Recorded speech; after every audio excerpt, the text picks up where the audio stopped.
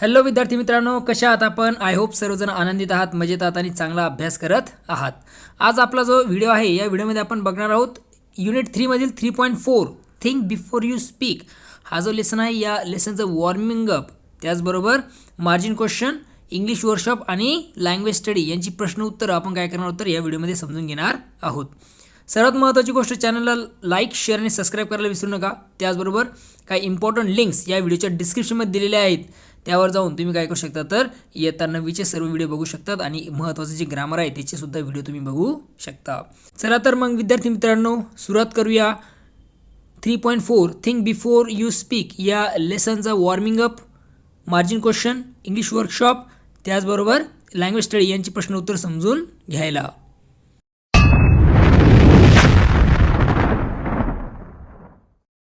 Unit 3 मधील 3.4 think before you speak warming अपपासून आपण सुरुवात करत आहोत.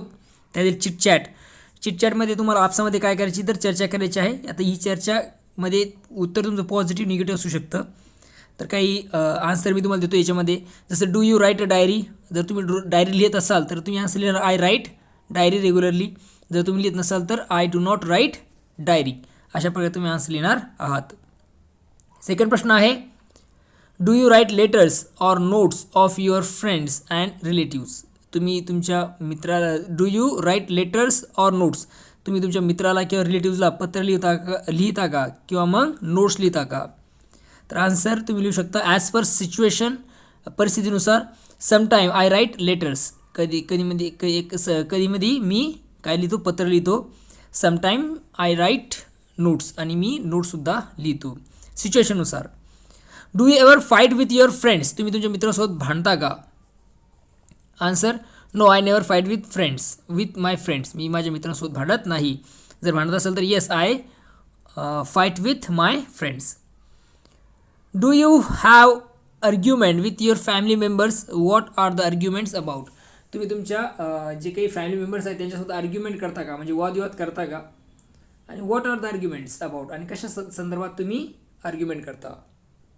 आन्सरमध्ये तुम्ही लिहू शकता I do not argue with my family members, मी माझ्या फॅमिली मेंबर्ससोबत म्हणजे परिवारातील सदस्यासोबत काय करत नाही, आर्ग्युमेंट करत नाही किंवा मग कुठल्या प्रकारचा वाद करत नाही. आता पुढचा आहे, read the following words which may be use in place of speak. Speak या शब्दाऐवजी खालील शब्द आपण वापरू शकतो. तर टॉक म्हणजे बोलणे, अटर म्हणजे उच्चारणे, टेल म्हणजे सांगणे, अनाऊन्स म्हणजे जाहीर करणे, डिक्लेअर म्हणजे घोषित करणे.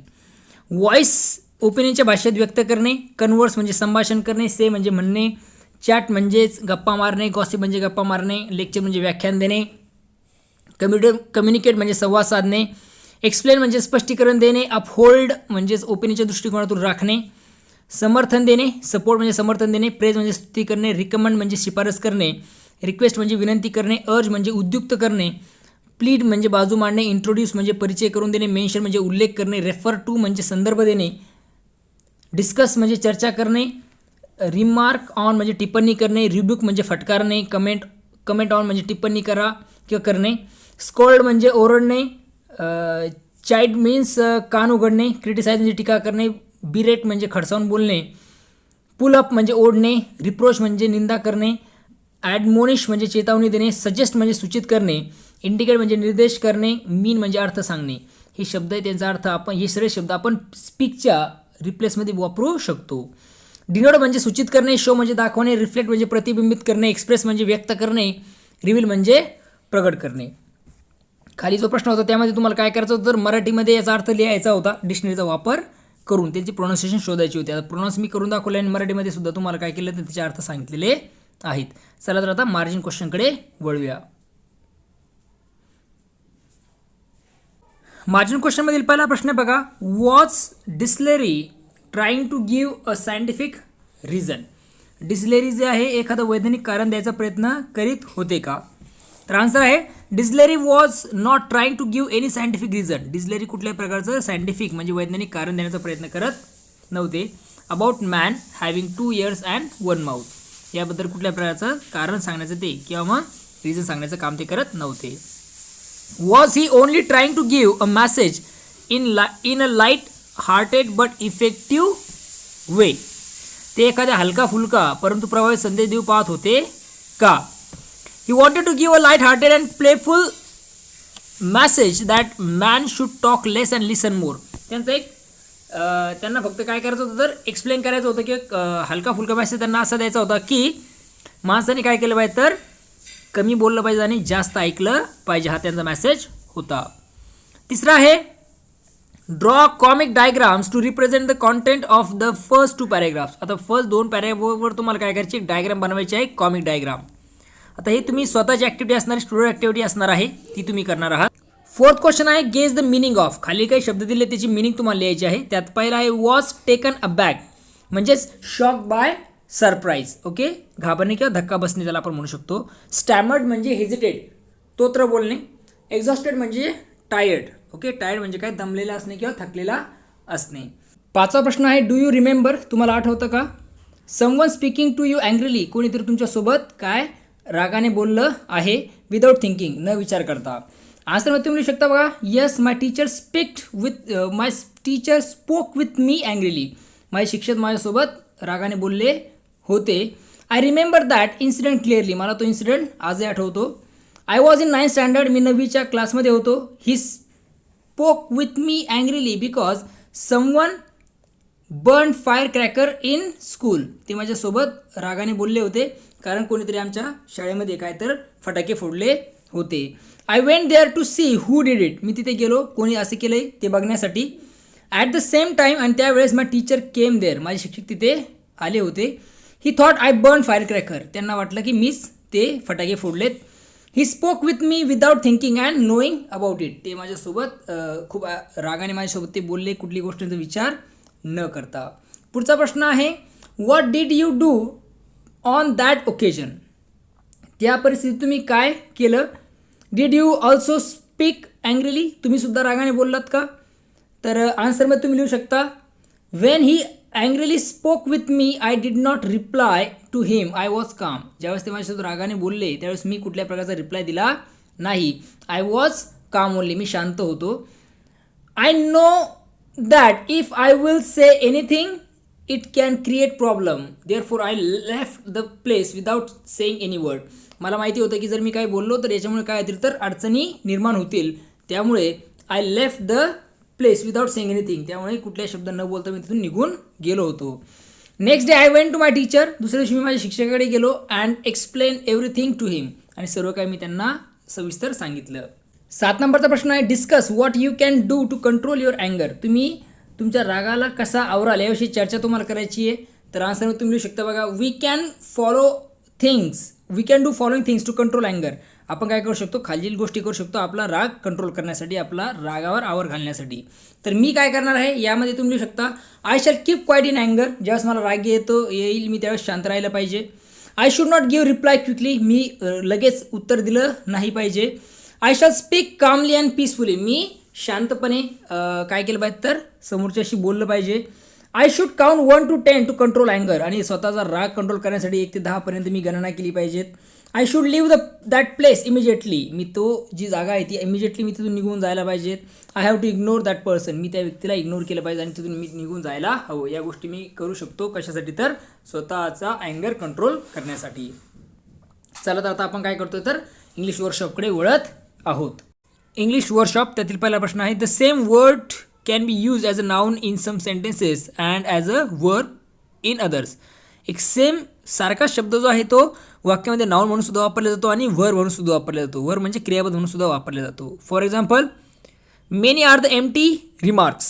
आता यामध्ये जो रिमार्क्स वर्ड आहे तो नाउन म्हणून आलेला आहे बघा.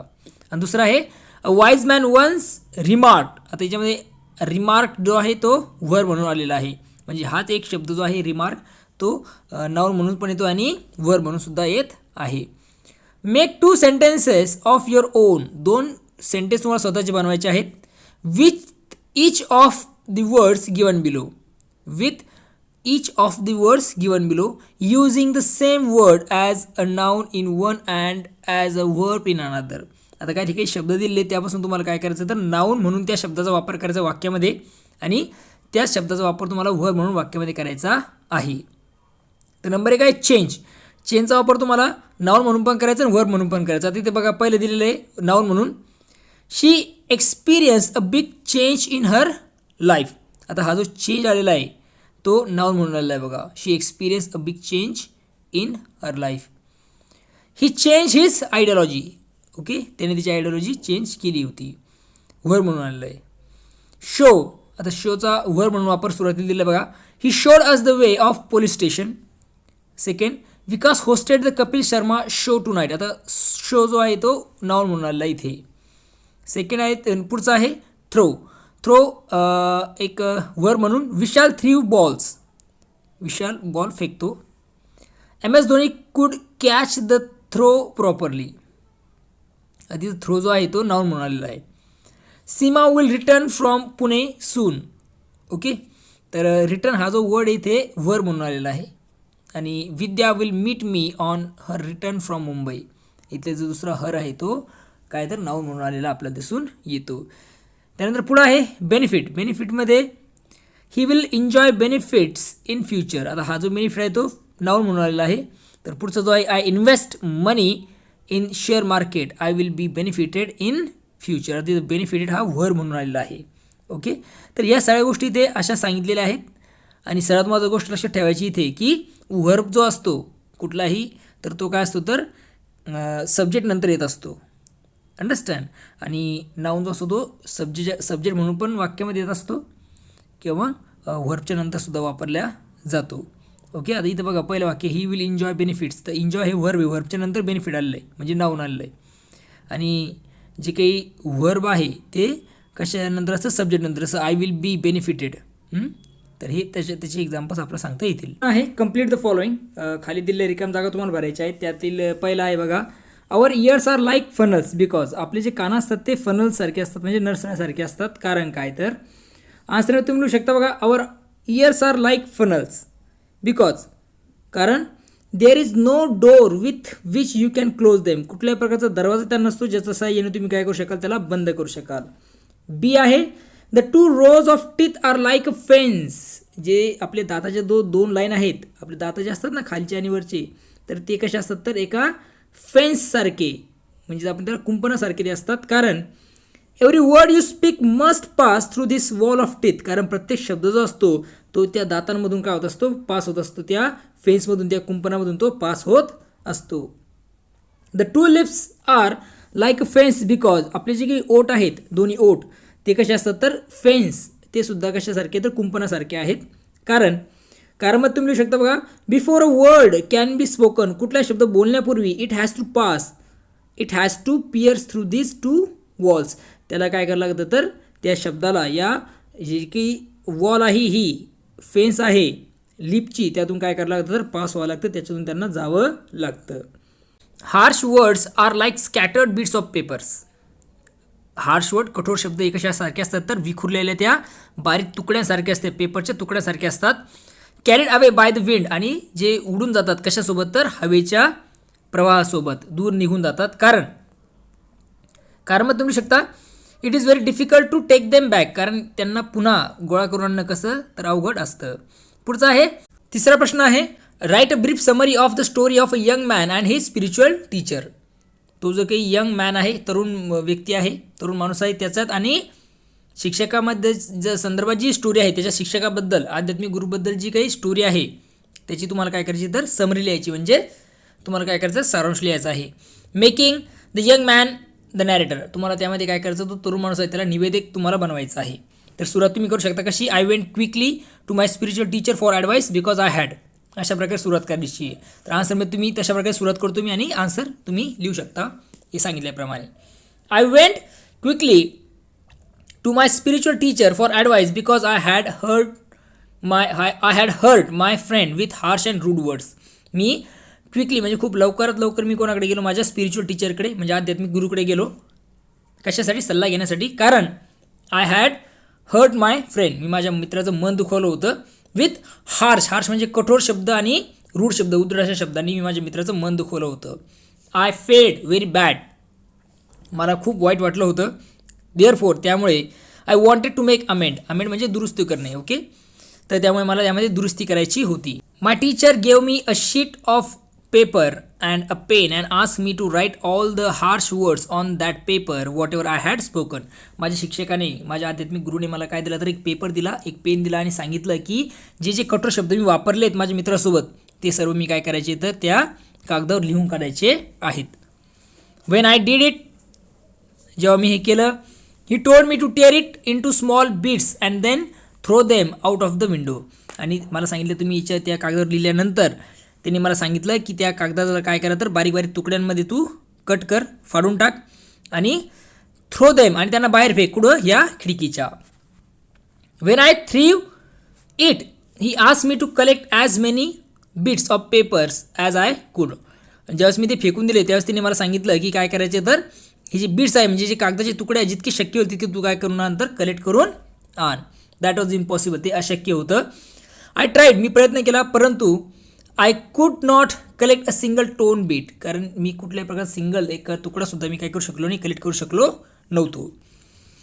द टीचर टोल्ड मी, शिक्षक मला म्हणाला, मला शिक्षक त्या गुरु मला म्हणाले that is what happens with the spoken words. हे लक्षात ठेवायचं की जेव्हा तुम्ही एखाद्या व्यक्तीला रूढ बोलता किंवा हार्श बोलता तर त्याचा परिणाम अशा प्रकारे होत असतो. He advise me to think before I speak in अँगर. त्यांनी मला सांगितलं, त्यांनी मला सल्ला दिला की नेहमी तू काय केलं पाहिजे तर बोलण्यापूर्वी काय केलं पाहिजे तर विचार करायला हवा. अशा प्रकारे सल्ला त्यांनी दिला. ही समरी अशा प्रकारे तुम्ही लिहू शकता. पुढचा प्रश्न आहे translate the following sentences into your mother tongue. खाली जे काही सेंटेन्सेस दिलेले आहेत ते तुम्हाला काय करायचे तुमच्या मदर टंगमध्ये तुम्हाला कन्वर्ट करायचे आहेत. पहिला आहे बघा, the first question we must ask our self before we speak it, is it true. त्याचा मराठी ट्रान्सलेशन होईल, आपण काय बोलण्यापूर्वी पहिला प्रश्न स्वतःला विचारला पाहिजे, हे खरं आहे का. हे त्याचं ट्रान्सलेशन आहे मराठीत. The second question to ask is it pleasant. दुसरा प्रश्न विचारायला हवा किंवा विचारायचा आहे ते आनंददायी आहे का. The third question according to Socrates is it useful. सॉक्रेटिसच्या मध्ये तिसरा प्रश्न आहे ते उपयुक्त आहे का. ओके, अशा प्रकारे मराठी ट्रान्सलेशन होणार आहे. आता आपण वळत आहोत लँग्वेज स्टडीकडे. लँग्वेज स्टडी त्यातील 5th number, read the following sentence. खाली दिलेला सेंटेन्स वाचायचा आहे. A very wise man once remark that of the unspoken word you are a master, of the spoken word you are a slave. याचा अर्थ जो आहे तो समजण्यासाठी बघा, एक वाईज व्यक्तीने एकदा सांगितलं होतं की जे अनस्पोकन वर्डशी तुम्ही कसं असतात तर मास्टर असतात आणि स्पोकन वर्ड म्हणजे जे शब्द तुम्ही बोलता त्याचे तुम्ही गुलाम असतात. तर the sentence has 2 pairs of opposites, spoken and unspoken. इथे या सेंटेन्समध्ये तुम्हाला दिसेल की 2 पेअर्स आहेत अपोजिट वर्डच्या, spoken and unspoken, master and slave. The contrasting ideas make the sentence more effective. आणि ही जी कॉन्ट्रास्टिंग आयडिया आहे, परस्पर विरोधी कल्पना आयडिया दिलेल्या आहेत, यामुळे सेंटेन्स आहे ते खूप इफेक्टिव्ह प्रभावी झालेलं आहे. पुटिंग टुगेदर अपोजिट और contrasting ideas is one more sentence is a literary device, it is called antithesis. आणि याचे कॉन्ट्रास्टिंग आयडियाज असतील ते एक प्रकारचं काय लिटररी डिवाइस आहे, त्याला आपण अँटिथेसिस असं म्हणतो, ज्यामध्ये परस्पर विरोधी आयडियाज वापरले जातात, अपोजिट आयडियाज वापरलेल्या असतात. आय होप तुम्हाला थोडक्यामध्ये अँटिथेसिस समजलेला आहे. सर्वात महत्त्वाची गोष्ट अशी आहे की अँटिथेसिसवर मी स्पेशल व्हिडिओ बनवलेला आहे, त्यावर जाऊन तुम्ही अँटिथेसिस म्हणजे काय, कशा प्रकारे ओळखायचं पोएममध्ये हे तुम्ही चांगल्या प्रकारे समजून घेऊ शकता. लिंक डिस्क्रिप्शनमध्ये दिलेली आहे किंवा माझ्या चॅनलला जाऊन सुद्धा तुम्ही हे सर्च करू शकता. तर read the following examples of antithesis. खाली काही एक्झाम्पल्स दिले आहेत अँटिथेसिसचे. परस्पर विरोधी आयडियाज वापरलेले असतात, कॉन्ट्रास्टिंग आयडियाज तिथे दिसतात आपल्याला या सेंटेन्सेसमध्ये. जसं गॉड गिव्ह एव्हरी मॅन दाय इयर बट फ्यू दाय व्हॉइस. इयर आणि व्हॉइस परस्पर विरोधी आयडियाज आहेत. ओके, मेनी आणि फ्यू वेगवेगळ्या प्रकारचे आयडियाज आहेत. Man proposes, God disposes. Propose, dispose परस्पर विरोधी आयडियाज आहेत. Speech is silver but silence is golden. Speech आणि सिल्वर या 2 परस्पर विरोधी आयडियाज आहेत, कॉन्ट्रास्टिंग आयडियाज आहेत. पेशन्स इज बिटर but it has sweet fruit. बिटर आणि स्वीट ह्या 2 परस्पर विरोधी आयडियाज आहेत. तर याच्या बेसिसवर एक प्रश्न आहे 6. Find some examples of antithesis from your mother tongue and translate them into English. तुम्हाला काय करायचं, तुमच्या मातृभाषेतील काही विरोधाभासाची काय करायची उदाहरणं तुम्हाला मिळवायची आहेत आणि त्याला इंग्लिशमध्ये ट्रान्सलेट करायचं आहे. तर त्यामध्ये बघा 2 मी इथे दिलेले आहेत. ऐकावे जनाचे पण करावे मनाचे, ज्यामध्ये listen to people but do what your conscience says. पैशाने सर्व काही मिळते पण सुख मिळत नाही. Money can buy everything but not happiness. हे त्याचा आन्सर तुम्ही लिहू शकता. हा जो 7 नंबरचा क्वेश्चन आहे त्यामध्ये दिलेलं बघा की क्लॉजेस आणि त्याचे टाईप्स. आता या क्लॉजेस आणि टाईप्स जे आहेत, मेन क्लॉज, सबऑर्डिनेट क्लॉज, त्याचबरोबर noun clause, adjective clause, adverb clause, याच्यावर मी स्पेशल व्हिडिओ बनवले आहेत. त्यावर जाऊन तुम्ही काय करू शकता, या कन्सेप्ट इंडिव्हिज्युअली चांगल्या प्रकारे काय करू शकता, समजून घेऊ शकता. चला तर आता यामध्ये काय दिले ते समजून घेऊया. We have seen that clauses are part of a sentence. आपण याच्या अगोदर बघितलेले की क्लॉजेस जे असतात ते सेंटेन्सचा भाग असतात. And they are classified as men and subordinate or dependent clause. आणि याचं भाग जे असतात क्लॉजेसचे 2 प्रकार पडतात, एक म्हणजे मेन क्लॉज आणि दुसरा सबऑर्डिनेट क्लॉज. त्यालाच डिपेंडंट क्लॉजेस सुद्धा म्हणतात. Dependent clauses can be further classified as following according to the work they do in a sentence. इथे दिले डायग्राममध्ये क्लिअर कट आपलं समजून जाईल बघा. क्लॉजचे 2 प्रकार, एक मेन क्लॉज आणि दुसरा आहे डिपेंडंट किंवा सबऑर्डिनेट क्लॉज. सबऑर्डिनेट क्लॉजचे किंवा डिपेंडंट क्लॉजचे 3 प्रकार पडतात, एक म्हणजे नाउन क्लॉज, दुसरा ॲडजेक्टिव्ह क्लॉज आणि तिसरा adverb clause. How do we decide whether a clause is a noun clause, adjective clause or adverb clause. आता आपण कसं ठरवू शकतो की एखादा क्लॉज हा नाउन क्लॉज आहे, ॲडजेक्टिव्ह क्लॉज आहे की ॲडव्हर्ब क्लॉज आहे. देर इज सिम्पल रूल, एक साधा रूल आहे, त्यासाठी नियम आहे. We can replace adverb clause with an adverb. आपण ॲडव्हर्ब क्लॉजला ॲडव्हर्बने रिप्लेस करू शकतो. And adjective clause with an adjective क्लॉजला आपण ॲडजेक्टिव्हने रिप्लेस करू शकतो. And noun clause with a नाउनने आपण रिप्लेस करू शकतो. एक्झाम्पल दिले बघा काही. But I don't know the answer, परंतु मला आन्सर माहीत नाही. But I don't know what they want, परंतु मला माहीत नाही की त्यांना काय पाहिजे. आता वॉट दे वॉन्ट हे झालं noun clause. He told us a funny story, adjective आहे फनी. तर he told us a story that was funny, हे ॲडजेक्टिव्ह क्लॉज झालं that was funny. They went away, adverb, त्यामध्ये they went when they were talking to your friend, adverb clause. Now complete the following on your own. खाली दिलेले ते तुम्हाला काय करायचं, स्वतः कंप्लीट करायचे. जसं हे बघा, पहिले बट आय डोंट नो, तर but I don't know what they are doing here. Second, he told us the story that was very interesting. ही अशी रिकाम जागा तुम्ही भरू शकता. They went, answer, they went away when I was calling them for lunch. हे तिचा answer तुम्ही लिहू शकता. ओके, आय होप तुम्हाला थिंक बिफोर यू स्पीक हा जो लेसन आहे, या लेसनचं warming up, margin question, English workshop तसंच लँग्वेज स्टडी यांची प्रश्न उत्तरं तुम्हाला समजलेली आहेत. चला तर पुन्हा भेटूया नवीन व्हिडिओमध्ये. बघत राहा आपलं सुबोध जाधव इंग्लिश सोल्युशन हे यूट्यूब चॅनल. सर्वात महत्त्वाची गोष्ट, चॅनलला लाईक, शेअर आणि सबस्क्राईब करायला विसरू नका. त्याचबरोबर काही इम्पॉर्टंट लिंक्स ह्या व्हिडिओच्या लिंक डिस्क्रिप्शनमध्ये दिल्या आहेत, त्यावर जाऊन तुम्ही इयत्ता 9वीचे सर्व व्हिडिओ बघू शकता, सर्व चॅप्टर्स कवितेची व्हिडिओ बघू शकता. त्याचबरोबर इंग्लिश ग्रामरसुद्धा तुम्ही चांगल्या प्रकारे अभ्यासू शकता. चला तर पुन्हा भेटूया नवीन व्हिडिओमध्ये. बघत राहा आपलं चॅनल. तोपर्यंत थँक्यू अँड टेक केअर.